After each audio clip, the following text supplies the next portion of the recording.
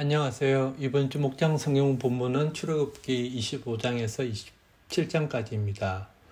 오늘 출애굽기 본문에서 관찰할 수 있는 것은 하나님께서 시내산에서 모세를 통하여 이스라엘 백성에게 하나님께서 머무실 성소와 성막을 만드는 방법을 자세히 설명하고 계십니다.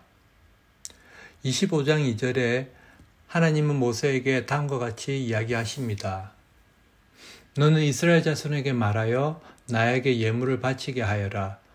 누가 바치든지 마음에서 우러나와 나에게 바치는 예물이면 받아라.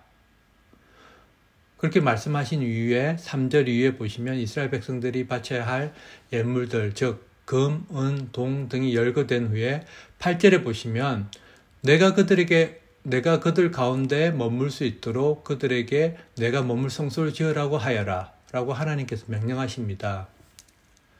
여기서 성소는 말 뜻 그대로 거룩한 장소로 영어로는 sanctuary입니다. 이것이 광야 시대에는 성막으로 천막 형태로 이동성을 가졌고 다윗 솔로몬 이후에는 성전으로 건물 형태의 고정성을 가지게 되었습니다. 그런데 오늘 본문에서 중요한 것은 하나님께서 머무실 곳으로 성소를 지으라고 명령하시면서 그 하나님께서 머무시는 성소를 지을 재료로 하나님께서는 이스라엘 백성에게 예물을 바치라고 말씀하십니다. 하나님께서는 이스라엘 백성과 언약적인 관계를 가지시면서 또한 그들과 만나기 위한 장소를 정하시고 그 장소를 거룩한 곳, 즉 성소라고 하시면서 이스라엘 백성이 스스로 짓도록 하고 있습니다. 그 성소를 짓기 위한 예물들은 이스라엘 백성들이 이집트를 떠나면서 가지고 나왔던 금과 은과 동 등이었습니다. 어쩌면 이스라엘 백성이 이집트를 빠져나오면서 귀하게 여겼던 보물들일 수 있습니다.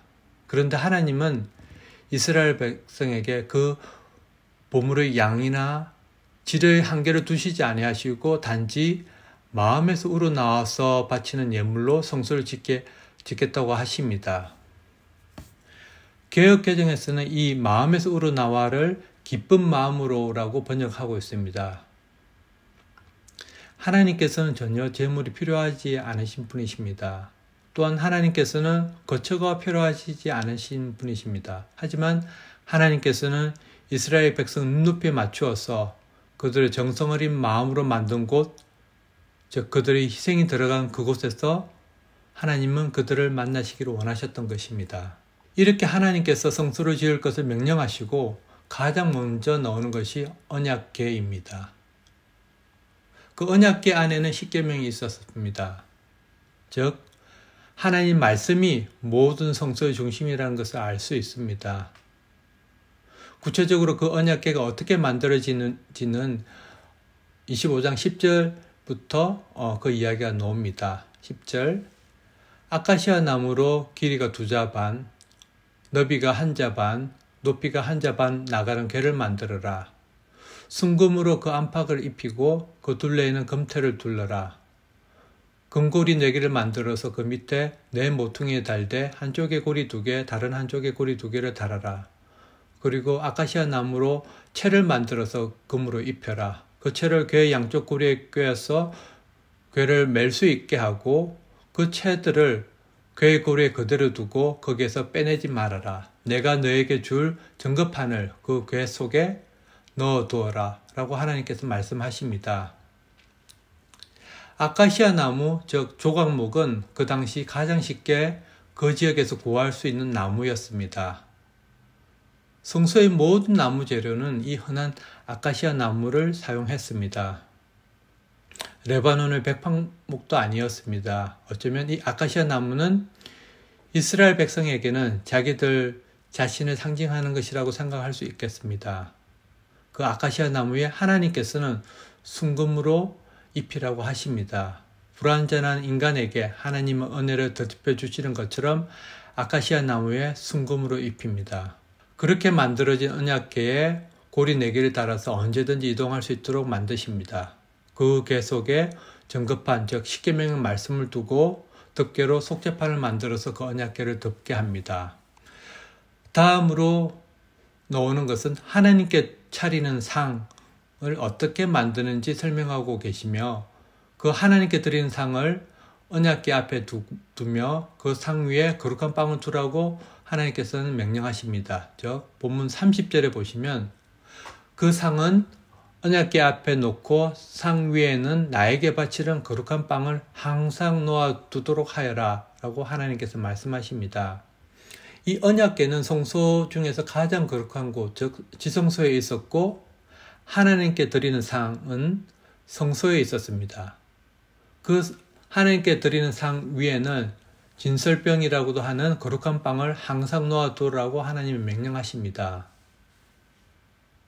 이 거룩한 빵은 하나님의 임재를 나타내며 항상 날마다 먹어야 하는 하나님의 말씀을 연상케 합니다. 그래서 우리가 말씀을 대할 때 생각만으로 끝나는 것이 아니라 먹어야 하는 말씀으로, 즉 하나님 말씀이 온몸에 녹아내려 말씀으로 인도함을 받는 삶을 살아가야 함을 강조하는 듯합니다. 다음으로 25장 31절 이후에 보시면 등잔대 모형이 나옵니다. 가장 큰 특징은 등잔대가 순금으로 끊어짐 없이 연결되어 만들어졌다는 것입니다. 즉 31절 순금을 두들겨서 등잔대를 만들어라. 등잔대의 밑받침과 줄기와 등잔과 꽃받침과 꽃을 하나로 이어 놓아라. 36절 등잔대 줄기의 꽃받침에 연결된 곁가지들은 모두 순금을 두들겨 만들되 전체를 하나로 이어 놓아라. 등잔 7개를 만들어서 그것을 등잔대 위에 올려놓아 앞을 밝게 비추도록 하여라.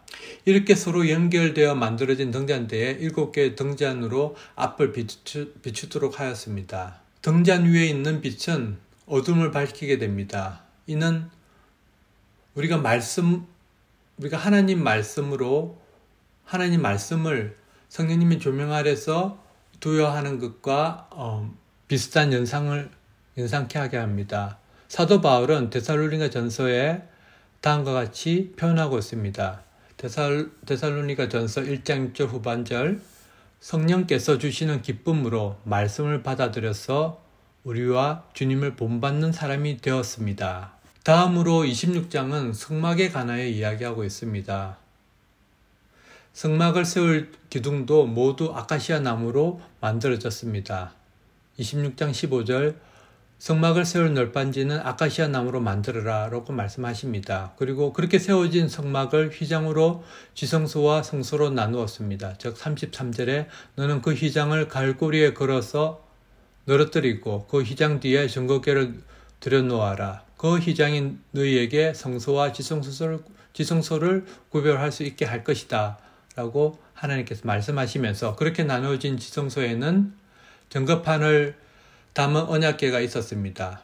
즉 34절에 지성소에는 증거궤는 속죄판으로 덮어라 라고 말씀하시고 또 휘장 너머에 성소에는 하나님께 드리는 상과 등잔대가 있었습니다. 즉 35절 말씀에 휘장 앞에는 북쪽에 상을 차려놓고 그 상을 맞은 쪽인 성막의 남쪽에는 등잔대를 놓아라 라고 말씀하십니다.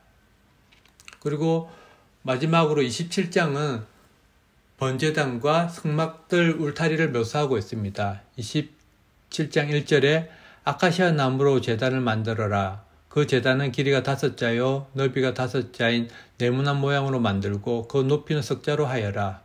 그리고 9절에 성막들을 두르는 울타리를 만들어라.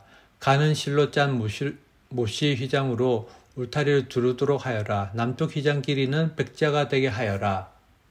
이렇게 27장까지 성막의 구조에 대해서 묘사되어 있는데 이것을 간단하게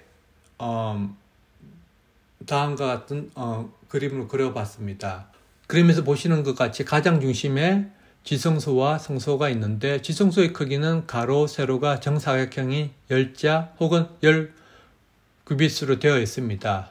1규빗이 45cm 정도 되니까 지성소의 크기는 가로 4.5m, 세로 4.5m 정도가 됩니다. 이는 대략 6평 정도 되는 크기로 지성소가 생각보다 작습니다. 그리고 성소는 지성소의 크기의 2배 정도 되는 12평 정도가 됩니다. 이렇게 지성소와 성소가 휘장으로 나눠져 있고 지성소에는 언약궤가 놓여 있고 또 성소에는 북쪽에 하나님께 드리는 상이 있고 남쪽에는 등잔대가 있습니다. 그리고 출애굽기 30장에 나오는 분향단은 성소의 서쪽에 놓여져 있습니다. 그리고 또한 번제단과 물두멍이 있습니다.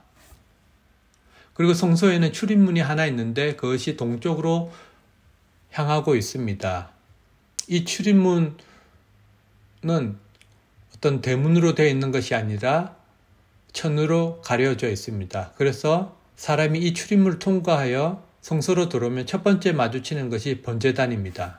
이스라엘 백성은 제물을 제사장에게 건넨 후 번제단에서 제사장에 건넨 후 제사장은 이 번제단에서 희생제물을 바치고 물두멍에서 손과 발을 씻고 성소에서 백성의 죄를 고백하며 하나님의 은혜를 구합니다.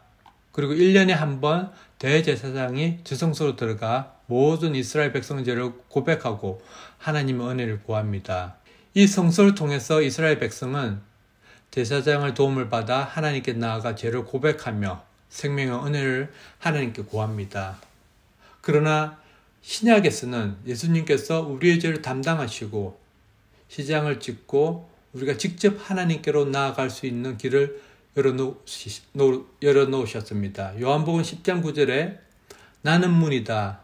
누구든지 나를 통하여 들어오면 구원을 얻고 드나들면서 꼴을 얻을 것이다. 라고 예수님께서 말씀하십니다. 하나님께 이르는 출입문이 예수 그리스도 자신이라고 하셨습니다. 하나님께 이르는 어떤 다른 문도 없습니다. 오직 하나 예수 그리스도를 통한 문을 통해서만 우리가 구원을 얻고 생명을 얻을 수 있다고 말씀하십니다. 마지막으로 27장 20절에서 21절은 성소 안의 등불 관리에 관하여 하나님께서 말씀하십니다. 20절 너는 이스라엘 자손에게 명하여 올리브를 찧어서 짜낸 깨끗한 기름을 가져다가 등불을 켜게 하고 그 등불을 늘 켜놓아라. 아론과 그 아들들은 그것을 해막 안의 증거궤 앞에 쳐놓은 휘장 밖에 켜두어서 저녁부터 아침까지 주 앞에서 꺼지지 않도록 보살펴야 한다. 이것은 이스라엘 자손이 대대로 길이 지켜야 할 규례이다. 라고 말씀하십니다. 여기서 우리는 등불 관리를 위해 이스라엘 백성의 역할과 제사장의 역할을 알 수 있습니다. 이스라엘 백성은 막 짜낸 깨끗한 올리브 기름을 가져오고 제사장들은 그 기름으로 불을 켜서 꺼지지 않게 잘 관리하는 것이었습니다. 이제 우리를 왕같은 제사장으로 부르신 예수님으로 인하여 세상에서 불이 꺼지지 않도록 하는 역할을 우리에게 주셨습니다. 요한복음 5장 14절 전반절에 너희는 세상의 빛이다. 16절에 이와 같이 너희 빛을 사람에게 비추어서 그들이 너희의 착한 행실을 보고 하늘에 계신 너희 아버지께 영광을 돌리게 하여라. 라고 예수님께서 말씀하십니다. 이것이 짙은 어둠 가운데 있는 세상에서 우리를 부르신 이유입니다. 오늘 목장 성경 공부는 여기까지입니다. 하늘 복 많이 받으세요.